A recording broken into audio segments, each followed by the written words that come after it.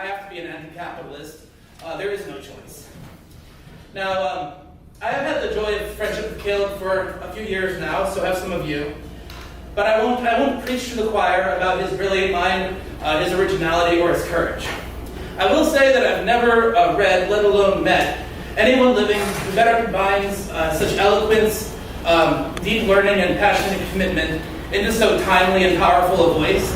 And in fact, it's, I think, the very voice that our country needs right now to break its fever and wake up. Now, let's have a show of hands here. I know this sounds random, but who here has ever stayed up all night?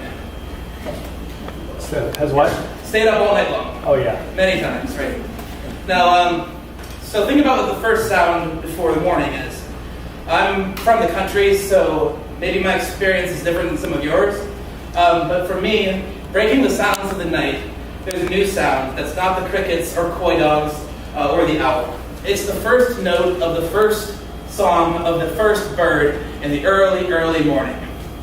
If you're outside, you look at the sky, you see that the stars have only just hidden themselves, and the sky's color has taken on the faintest suggestion of light. It's at that note that you know that the morning cannot be far away, and that nothing on earth can stop the rising of the sun. So my friends, let's hear it for Caleb Maupin.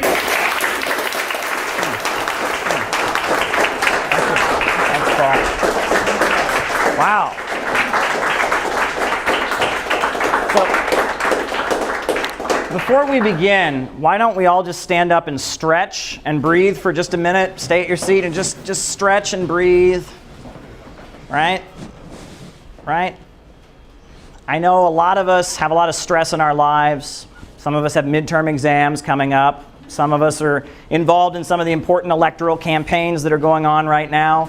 I know some of us, maybe you're worried about paying your bills. Well, you can forget all about that for the next 40 minutes or so. You're safe, and we're just going to have a short conversation about the problems facing the United States of America right now and what can be done about it. So, the theme for my presentation tonight is patterns, right? Patterns are all around us. The sun goes up, the sun goes down, the tide comes in, the tide goes out, spring, summer, fall, winter, then spring again, right? Then summer, then fall, then winter, right? Patterns are all around us, and part of the human experience, if you look at history, is people struggling to try and figure out those patterns in nature. The world is so full of chaos and insecurity, but people are trying to find out what they can know is going to happen next, to anticipate, to get some security, to get some peace. That's something we've been struggling to do. And one of the things that human beings have always done is they've told stories, right? We know about ancient Greek myths and legends. We know about some of the stories from the Native American tradition, some of the stories from Africa, some of the stories from ancient Europe. Myths and legends, stories, they have a special place in the human species. It's part of the way we point to higher truths. And I think that's just as true now as it was in ancient times. And there's one particular story that was written about 80 years ago that I think all of us here should still know pretty well. If I said to you, faster than a speeding bullet, faster than a locomotive, able to leap a tall building in a single bound, look up at the sky, it's a bird, it's a plane, it's Superman! Right? Superman was first written in 1939. My grandparents knew who Superman was, and I think it's pretty safe to say that my grandchildren are going to know who Superman was, right? It's a story that just speaks to us, right? So Superman, he's an alien from another planet. He's crash landed on Earth. He looks just like any other human being, but he's got superpowers, and he could rule the world if he wants to, but he doesn't. Instead, he lives a humble life as mild-mannered Clark Kent. And he's got those glasses on, and no one can recognize him. It's like the perfect disguise, right? And he goes around, and instead of using his powers to rule over people and to oppress people, he uses his powers to protect the innocent, right? And he's a humble guy. He doesn't like violence. He doesn't want to hurt anybody. He just wants to live a decent life and protect those who are in need. Around the world, Superman is actually considered to be a very American story, and not just Superman, but the whole genre of superheroes, Batman, Spider-Man, all of that is considered to be very, very American. And that gives me hope. Because if Americans can love Superman, then Americans can love socialism. Bear with me, that might sound like a shock. I told you Superman was first written by two comic book writers in Cleveland in 1939. Well, one of Superman's first actions was to save a group of striking miners, right? These miners were on strike, their crooked boss was looking to go after them, so Superman flies in and rescues them. And those early Superman comics are full of statements against racism and condemning racism and bigotry. Now, today that might sound like just some lame liberal, we hear that everywhere. Back in 1939, when Jim Crow segregation was still in effect and lynchings were taking place, the fact that this nationally syndicated comic book was denouncing racism was a very big deal. And don't forget that during the Second World War, in the radio version of Superman, Superman actually fought the Ku Klux Klan. Right? They called them the Knights of the Fiery Cross, and he fought against the Klan. Why? Well, the Second World War was going on, and fascism was the enemy, and the Soviet Union was the ally. And these Klansmen, they were admiring Hitler, and they were preaching racism, and they were dividing the country and helping the enemy. So Superman went into battle to fight the Klansmen. Who's Lex Luthor? Who's Lex Luthor? So he's a bald guy, a maniacally evil bald guy. He's using technology, but he's not using technology to make a better life for the people.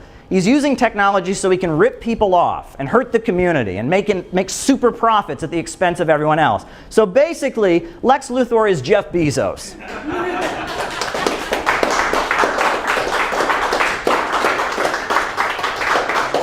And whenever Lex Luthor Bezos has another evil plot against the people, what does Superman do? He runs into the nearest phone booth, he changes his costume real fast, and he flies in to rescue the people. And who are the people? It's the working class, those of us who just want to survive, those of us who just want a decent life. Does anyone here know how you say the phrase man of steel in Russian? Yeah, and that wasn't an accident. At the time those comics were published in 1939, the Communist Party of the United States had tens of thousands of members.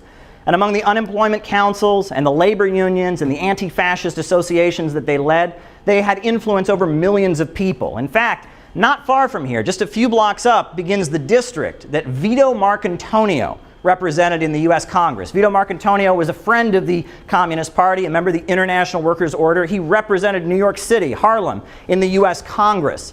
At that point, a lot of amazing people were associated with the Communist Party. Paul Robeson, a very famous singer. Langston Hughes. In fact, Langston Hughes, the famous African-American poet, for the 1932 convention of the Communist Party, he actually wrote a poem, and it went like this. He said, "Put one more S in the USA, let's make it Soviet. Put one more S in the USA, oh, we can win it yet. Once the land belongs to the farmers and the factories to working men, the USA, when we take control, will be the USSA then." That was Langston Hughes. And that was 1932. And back at that point, early in the 1930s, the communists were always talking about Soviet America. They had a book, Toward Soviet America. But interestingly, the leaders of the Soviet Union told them to stop doing that. They said, Soviet's a Russian word. It's not an English word. And if you ever have socialism in the USA, you're not going to copy our system. You're going to do it your own way. It's going to be an American form of socialism. So the Soviets didn't like that. Now, sometimes the most educational events that you can go to are funerals, right? And I consider it a great privilege that when I was an activist 10 years or so ago in Cleveland, that I got to know some older communists. And there was one older woman who was about this tall that used to go to peace rallies with us. And she was mid-80s at the time that I knew her. And I actually then got to go to her funeral when she passed away, and I got to learn her whole life story. She had immigrated to the country from Lebanon when she was like 4 years old. She lived on the west side of Cleveland, and her father lost his job, and they were actually kicked out of their home. But then she remembers very vividly, one of her most vivid memories of childhood was when in 1935, when Roosevelt created the Works Progress Administration and hired millions of unemployed people and gave them jobs, how they got their home back, the very home they'd been evicted from, they got back into their home. And I remember riding in the car with her to a peace rally and her explaining me and telling me this story about how Roosevelt had gotten them their home back. But then I pressed her a little bit and she said, well, it wasn't just Roosevelt. It was a mass movement of people behind him